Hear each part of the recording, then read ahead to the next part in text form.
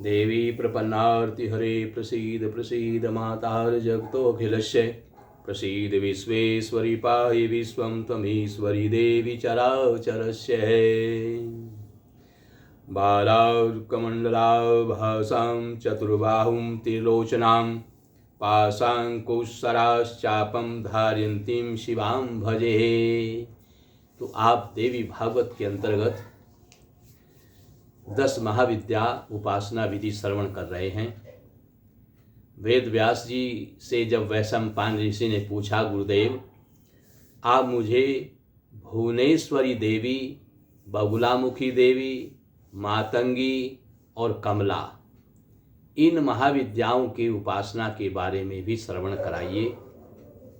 वेद व्यास बोले, आपका भाव अति उत्तम है, आपके ऊपर माँ भगवती की विशेष कृपा है, इसलिए मैं आपको जरूर बताऊंगा, ध्यान मग्न होकर के सुनिए। तो वेद व्यास जी कहते हैं, देवी भागवत में वर्णित मणिद्वीप की अधिष्ठात्री देवी हिरिम मंत्र की स्वरूपा शक्ति, इनका जो बीज मंत्र है वो हिरिम बीज है। बोले, और सृष्टि चक्र में महालक्ष्मी स्वरूपा आदि शक्ति भगवती भुवनेश्वरी, शिव के समस्त लीला विलास की सहचरी और निखिल प्रपंचों की आदि कारण, सबकी शक्ति और सबको नाना प्रकार के पोषण प्रदान करने वाली है। जगदम्बा भुवनेश्वरी का स्वरूप सौम्य और अंग कांति अरुण है। भक्तों को अभय एवं समस्त सिद्धियां प्रदान करना उनका स्वाभाविक गुण है। शास्त्रों में इनकी अपार महिमा बताई गई है। ये जो भुवनेश्वरी देवी हैं, ये भक्तों को अभय प्रदान करती हैं। कोई संसार से भयभीत हो रहा है, किसी भी कारण से, किसी भी प्रकार से संसार में भयभीत है, माँ भगवती भुवनेश्वरी की आराधना करने से वो निर्भय हो जाता है। माँ भगवती उसको अभय दान देती है। और जितनी भी सिद्धियां हैं, जो सिद्धियां प्राप्त करना चाहता है, समस्त सिद्धियों को देने वाली माँ भगवती भुवनेश्वरी देवी है। संसार में ऐसी कोई वस्तु नहीं जिसको माँ भगवती प्रदान नहीं कर सकती। ये माँ भगवती भुवनेश्वरी देवी सब प्रकार की कामनाओं को पूर्ण करती हैं। शास्त्रों में इनकी अपार महिमा बताई गई है। इन देवी का स्वरूप है हिरिम। हिरिम बीज, हिरिम मंत्र से इनका जप करने से ये प्रसन्न होकर के उसको मनोवांछित फल प्रदान करती हैं। बीज मंत्र में सर्वदा विद्यमान हिरिम है, जिसे देवी भागवत में देवी का प्रणव कहा गया है। जिस प्रकार से हम ओम को प्रणव कहते हैं, और ये समस्त मंत्रों का प्रणव है, लेकिन माँ भुवनेश्वरी का जो प्रणव है, हिरिम को ही प्रणव कहा गया है।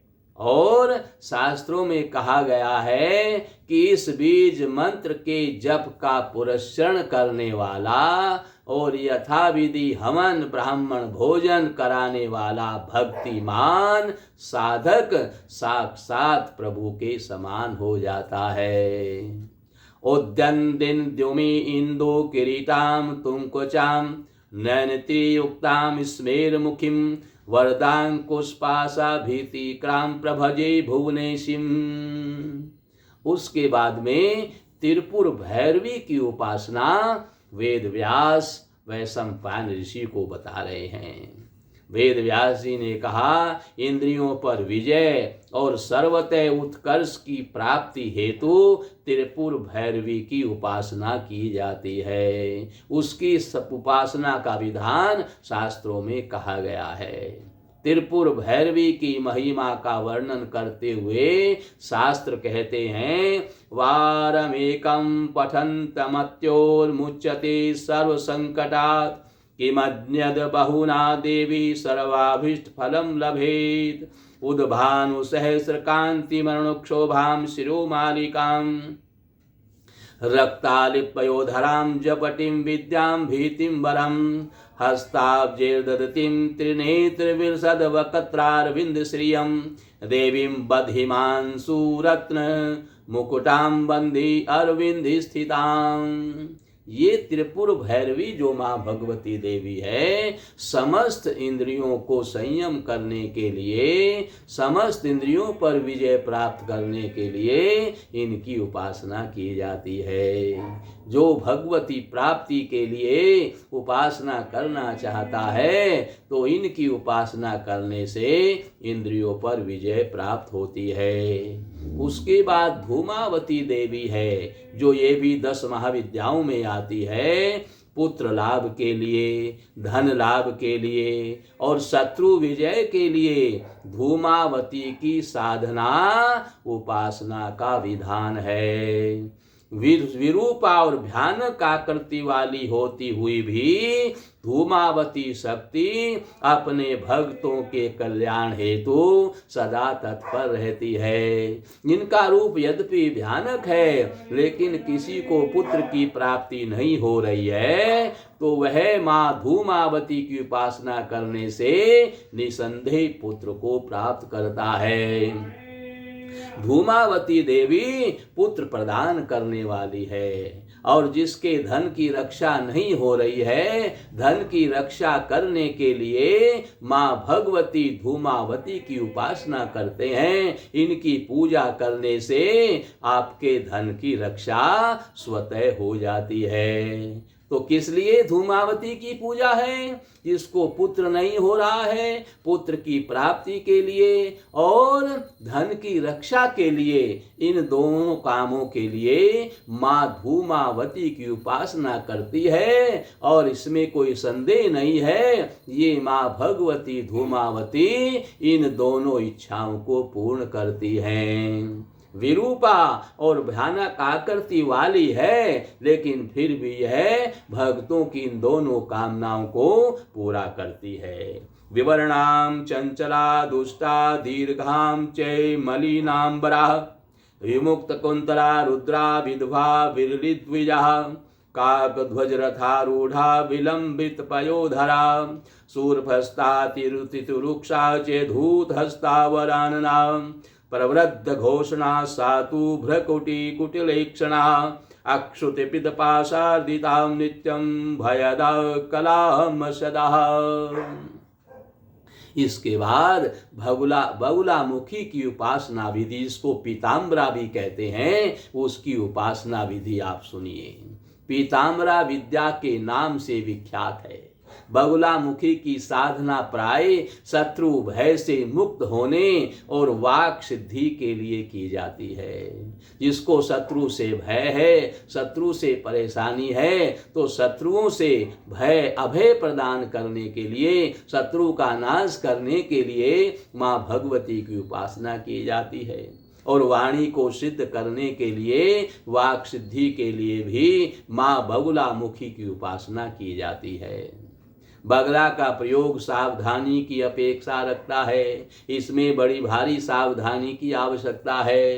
क्या क्या सावधानी रखनी है, इनकी सब जानकारी पहले ही कर लेनी चाहिए, क्योंकि बगुलामुखी की साधना में जानकारी अति अनिवार्य है। स्तंभन शक्ति के रूप में इनका विनियोग शास्त्रों में वर्णित है। स्तंभन शक्ति के लिए भी माँ भगवती की उपासना की जाती है। बगला का स्तोत्र, बगला का हृदय, बगला के मंत्र, यंत्र आदि अनेक रूपों में इन महादेवी की साधना संसार में विख्यात है।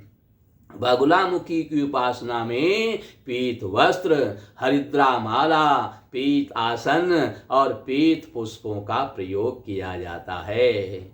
जिह्वाग्रामादाय करेणं देवीं वामेन शत्रून् परिपीडयन्तीं गदाभिघातेन च दक्षिणेन पीताम्बराढ्यां द्विभुजां नमामि। उसके बाद मातंगी का विधान है, क्योंकि बगुलामुखी आपकी वाक सिद्धि, शत्रु का विनाश, स्तंभन इत्यादि आपको ये माँ भगवती पीताम्बरा देती है। और मातंगी मतंग मुनि की कन्या कही गई है। वस्तुतः वाणी विलास की सिद्धि प्रदान करने में इनका कोई विकल्प नहीं है, यानी कोई दूसरा साधन नहीं है इनके मुकाबले। किसमें? वाणी विलास की सिद्धि में। चांडाल रूप को प्राप्त शिव की प्रिया होने के कारण इन्हें चांडाली अर्थात उच्छिष्ट चांडाली और भी कहा गया है। गृहस्थ जीवन को सुखी बनाने, पुरुषार्थ सिद्धि और वाग विलास में पारंगत होने के लिए मातंगी साधना श्रेष्ठ कर होती है। इनका ध्यान इस प्रकार है। इनका जब ध्यान किया जाता है तो ध्यान कैसे करते हैं? बोले माणिक्य वीणा मुपलालयन्तीं मदालसां मुंजल वाग विलासां महेंद्र नील द्युति कोमलांगी मतंग कन्या मनसा स्मरामि। इस प्रकार से इनका ध्यान किया जाता है। अब कमला देवी की उपासना बताते हैं। कमला वैष्णवी शक्ति है, महाविष्णु की लीला विलास सहचरी, और कमला की उपासना वास्तव में जगदाधार शक्ति की उपासना है। इनकी कृपा के अभाव में जीव में सम्मत शक्ति का अभाव हो जाता है। मानव, दानव और दैन सभी, मानव भी, देवता भी और दैत्य भी इनकी कृपा के बिना पंगु के समान होते हैं। मनुष्य हो चाहे देवता हो चाहे दानव हो, अगर कमला की उपासना नहीं करते हैं, इनकी उपासना के बिना पंगु अर्थात कुछ नहीं कर सकते हैं।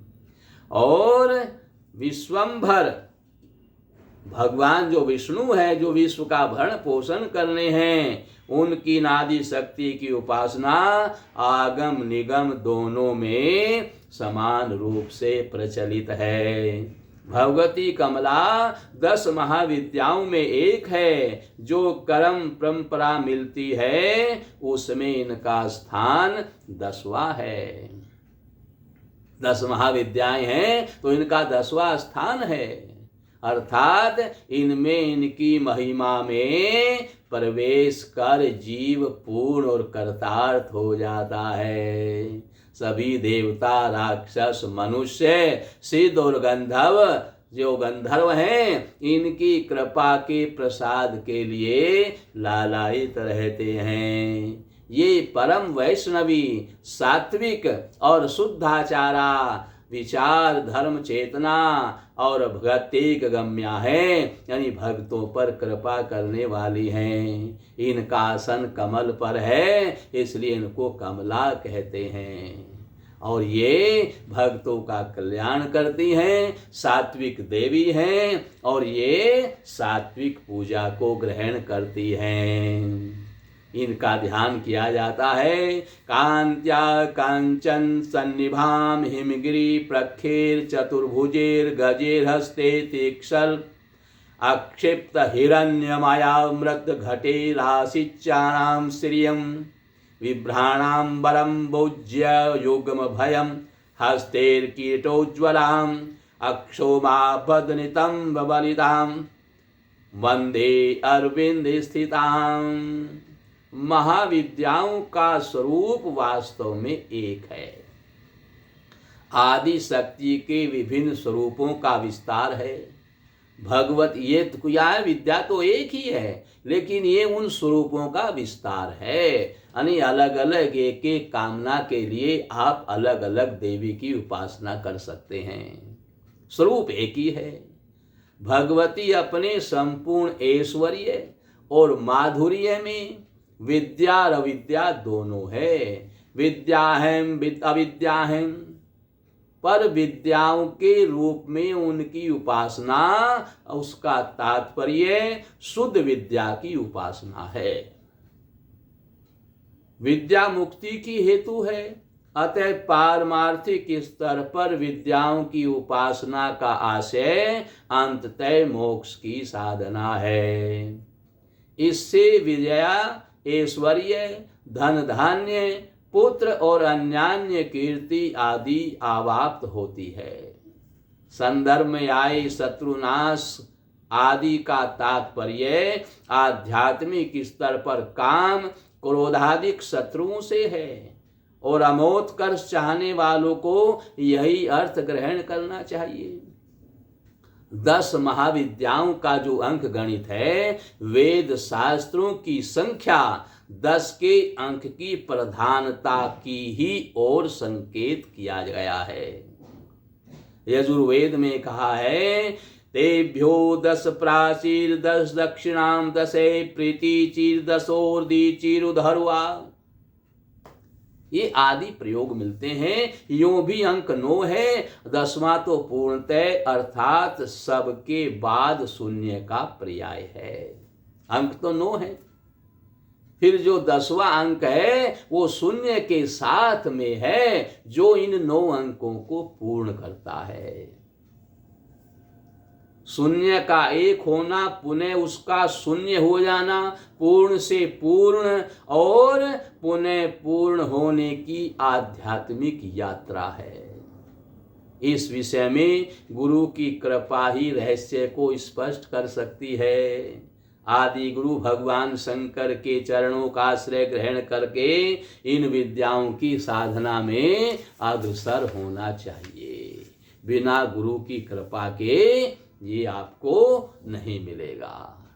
इस प्रकार से आपने इन 10 महाविद्याओं की उपासना के बारे में श्रवण किया। उसके बाद अब कल आपको 51 शक्ति पीठ के बारे में बताया जाएगा।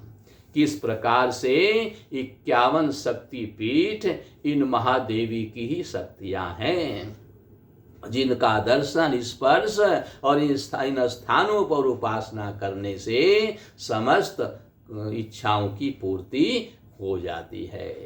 यहीं पर कथा का विश्राम है। बोल सच्चे दरबार